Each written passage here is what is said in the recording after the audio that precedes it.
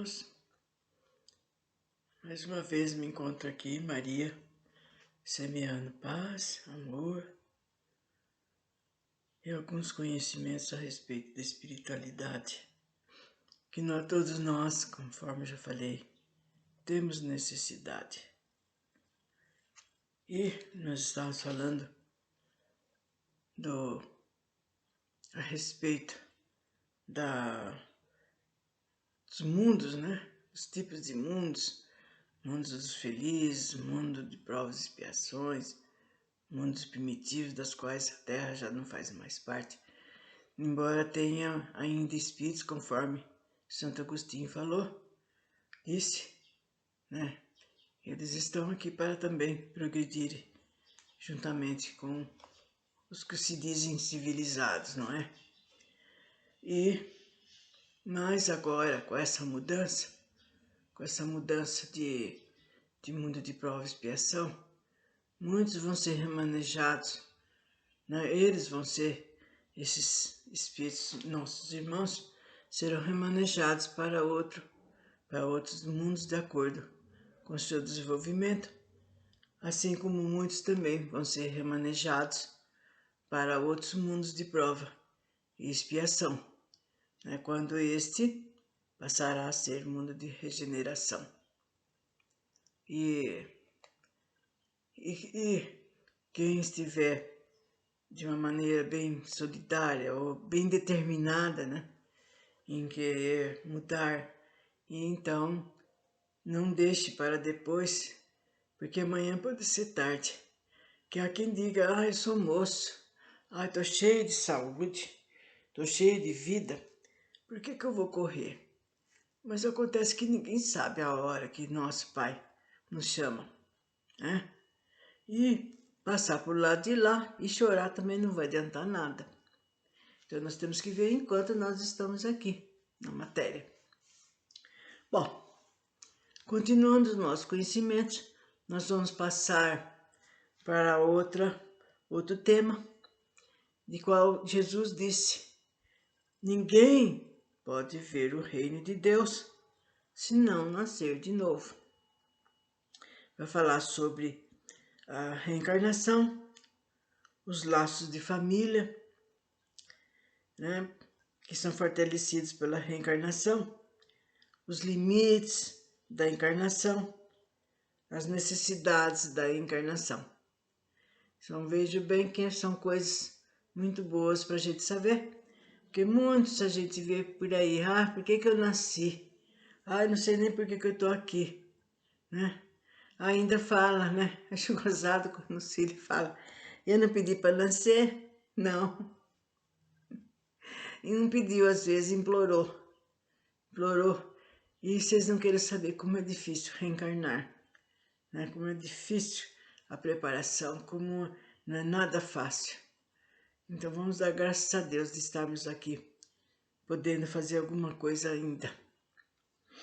Bom, vamos falando então de Jesus, quando ele estava, né, em Jerusalém. Bom, e veio Jesus para os lados de Cesareia de Filipe e interrogou seus discípulos, dizendo: quem dizem os homens que é o Filho do Homem? E eles responderam: uns dizem que é João Batista, mas outros que é Elias, outros que é Jeremias e alguns dos profetas. Disse-lhe Jesus: e vós, quem dizeis que eu sou? Respondendo, Simão Pedro disse: tu és o Cristo, Filho de Deus vivo.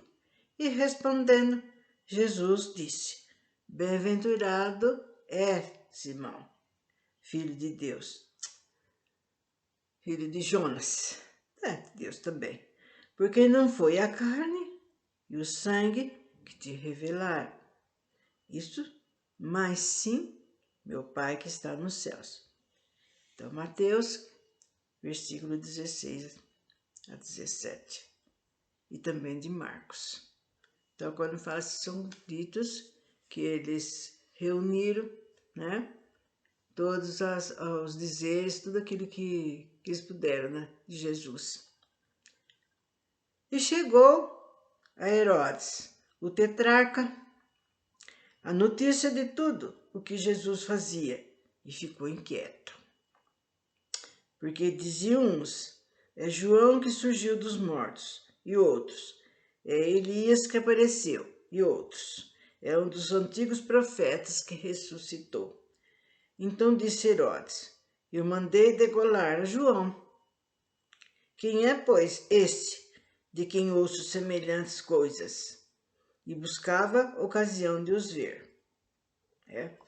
Então, isso daqui já foi falado atrás, né? Em algumas lições atrás, né? Por causa daquela época que João Batista que ele estava preso, porque ele falava muitas coisas que o rei não queria saber, não queria ouvir, e nem os outros tampouco. Então, foi por isso que João Batista passou por esse problema. Bom, e os discípulos lhe perguntaram, dizendo para Jesus, isso após a transfiguração, pois, por que dizem os escribas que importa vir Elias primeiro? Mas Jesus respondendo disse, Elias certamente há de vir e restabelecer todas as coisas. Digo-vos, porém, que Elias já veio e eles não o conheceram. Antes fizeram dele quanto quiseram. Assim também o Filho do Homem há de padecer em suas mãos. Então compreenderam os discípulos que era de João Batista que Jesus lhes falava.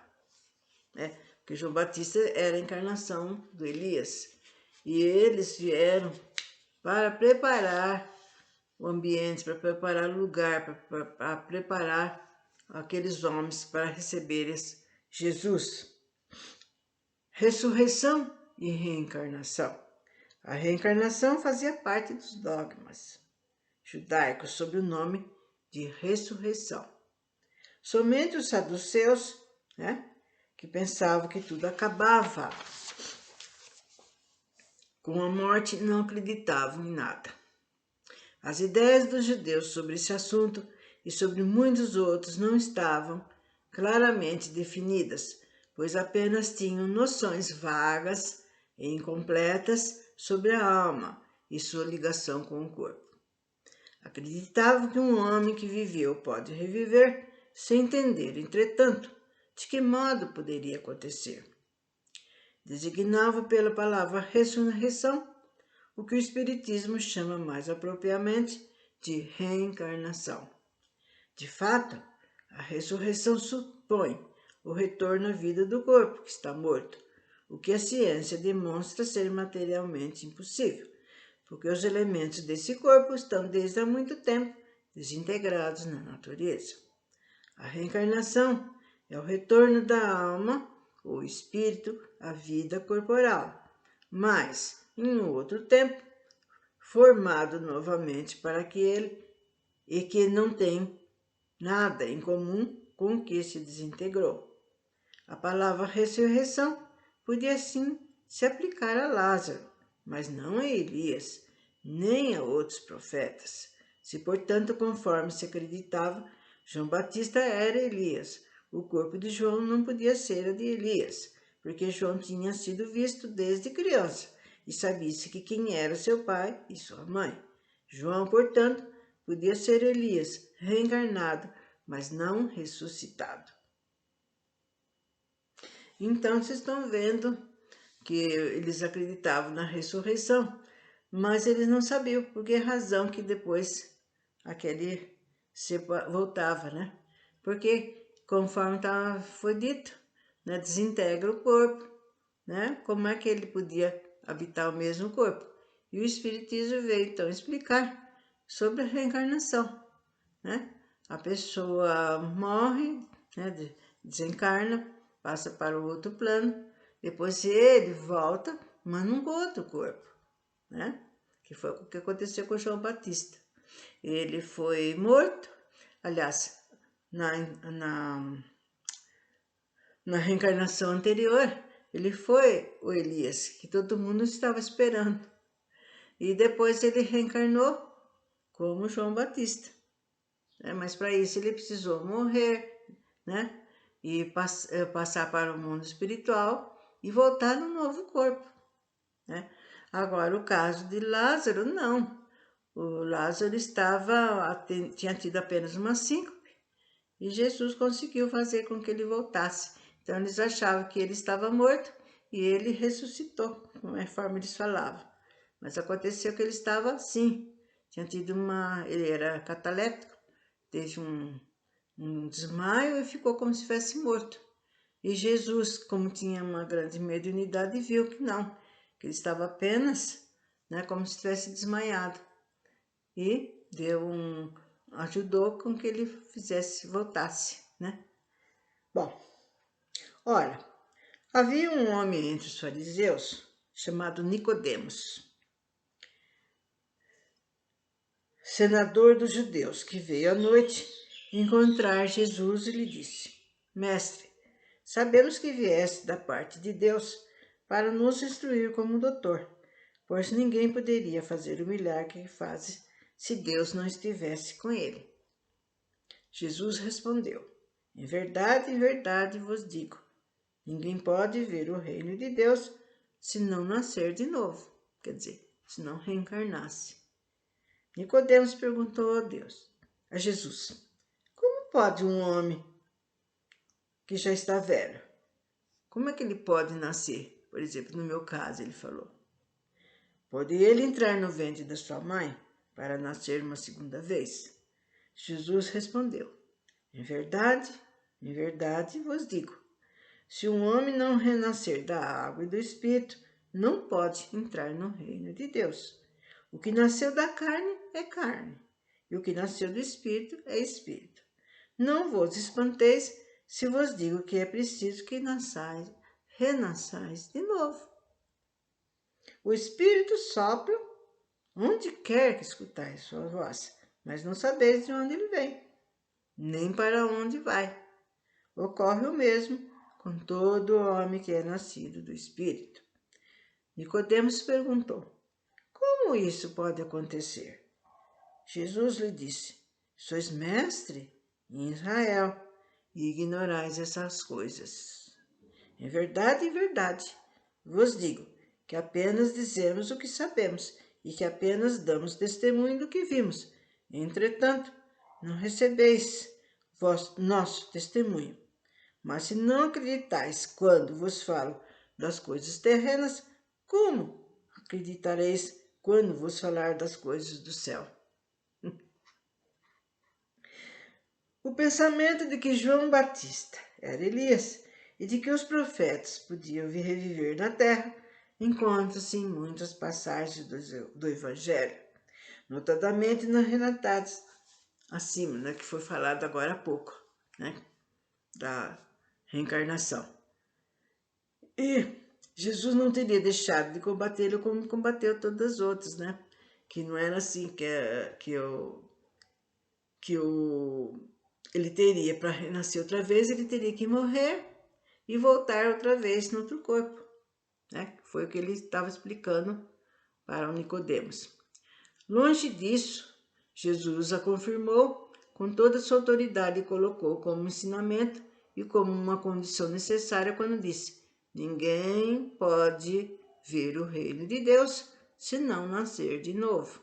E insistiu acrescentando: não vos espanteis se vos digo que é preciso que nasçais de novo. Estas palavras, se um homem não renascer da água e do Espírito, foram interpretadas no sentido da regeneração pela água do batismo. Porém, o texto primitivo trazia simplesmente não renascer da água e do Espírito, enquanto em algumas traduções a expressão do Espírito foi substituída por do Espírito Santo, o que não corresponde mais ao mesmo pensamento. Este ponto capital sobressai dos primeiros comentários feitos sobre os evangelhos, assim como isso será um dia constatado sem equívoco possível. Para compreender o verdadeiro sentido dessas palavras, é preciso igualmente entender o significado da água, da palavra água, que foi empregado ali com um sentido diferente do que lhe é próprio. O conhecimento dos antigos sobre as ciências físicas eram muito imperfeitos. Acreditavam que a Terra teria saído das águas e por isso julgavam as águas como elemento gerador absoluto.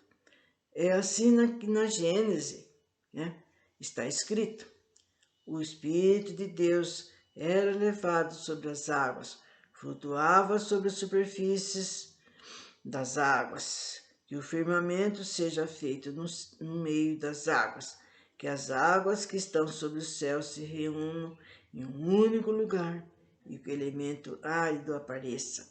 Que as águas produzam os animais vivos que nadem na terra, na água, quer dizer, e pássaros que voem sobre a terra e sobre o firmamento.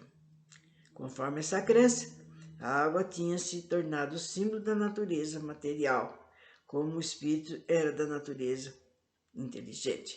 Essas palavras, se o homem não renascer da água e do espírito, ou em água e em espírito, significam. Então, se o homem não renascer com seu corpo e sua alma, é nesse sentido que foram entendidos naqueles tempos. A mesma interpretação, aliás, é confirmada por essas outras palavras de Jesus. O que nasceu da carne é carne, e o que nasceu do espírito é espírito, as quais dão a exata diferença entre o espírito e o corpo. O que nasceu da carne é carne, indica claramente que só o corpo procede do corpo e que o espírito é independente dele.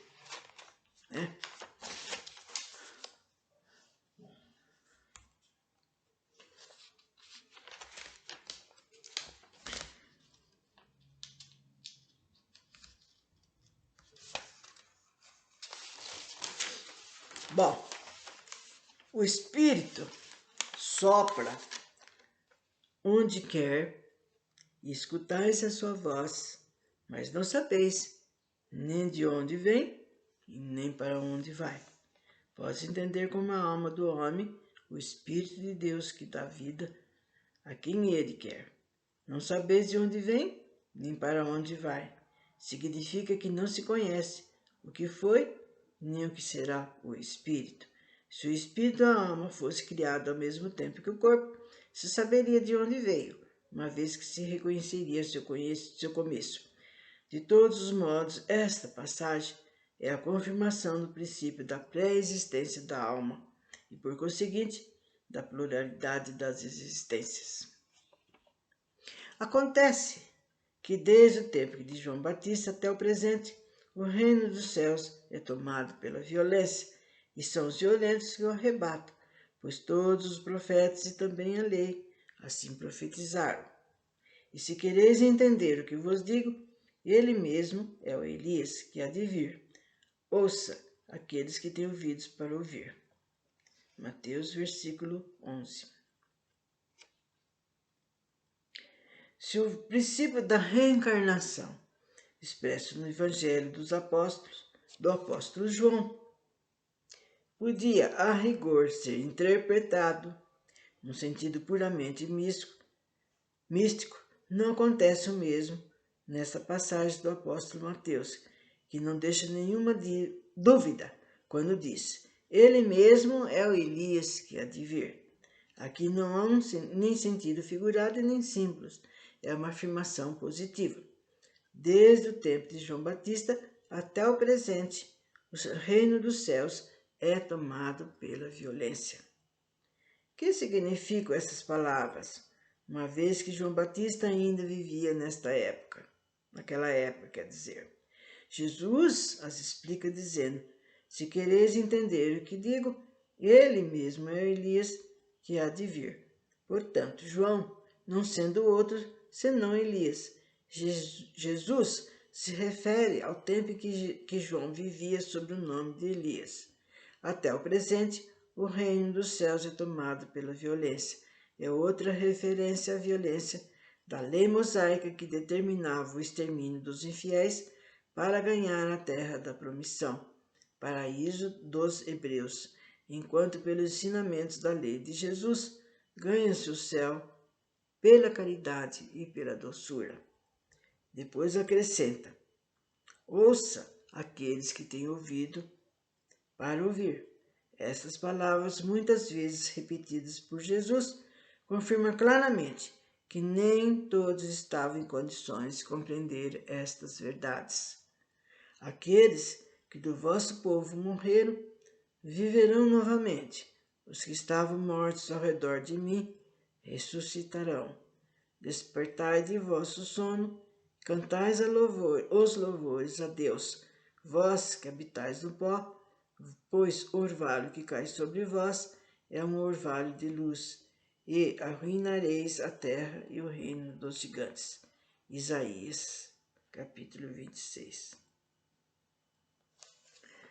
Bom, esta mensagem que Isaías passou é muito clara sobre a sobrevivência da alma após a morte.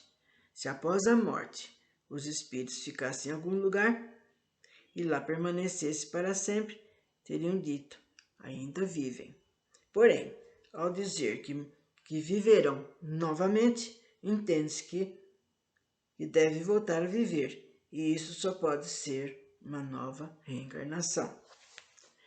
Entendido de outra maneira, no sentido da vida do espírito, o ensinamento dessa passagem do profeta Isaías seria um contrassenso, uma vez que implicaria a interrupção da vida e da alma. Analisada pelo lado da vida moral, seria a negação das penalidades, dos castigos eternos, visto que estabeleceria o princípio de que todos os que estão mortos reviverão.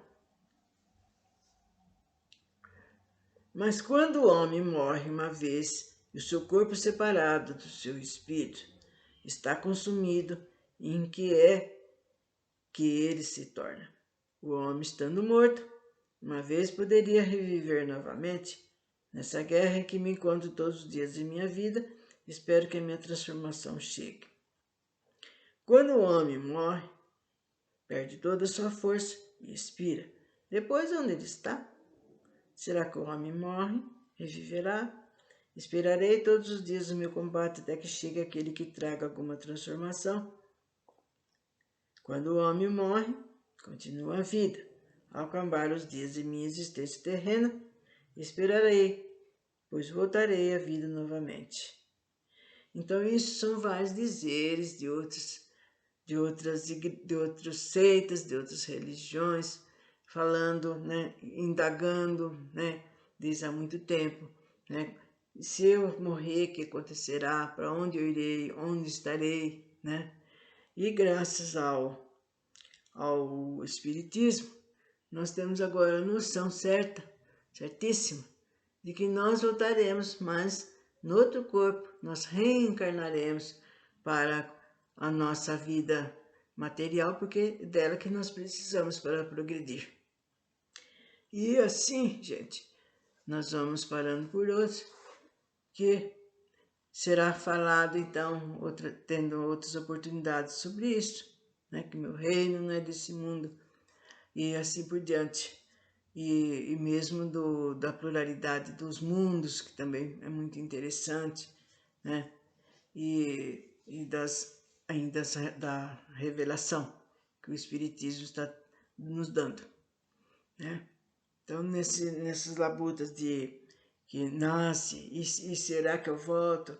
Então, é o que o homem, há muito tempo, ele vem pensando e instigando e investigando para saber o que acontece. Foi quando Jesus disse, que tem que nascer outra vez, quer dizer, a gente desencarna, morre, desencarna, passa para a parte astral, que é outro mundo, o mundo espiritual, o mundo verdadeiro, a nossa verdadeira pátria. E depois, quando nós temos que voltar à nossa retificação a nossa prova ou a nossa expiação, nós, do lado de lá, nós nos preparamos para obter um outro corpo, a fim de nós reencarnarmos e continuarmos a nossa meta, que é a evolução de todos nós. Então, até breve.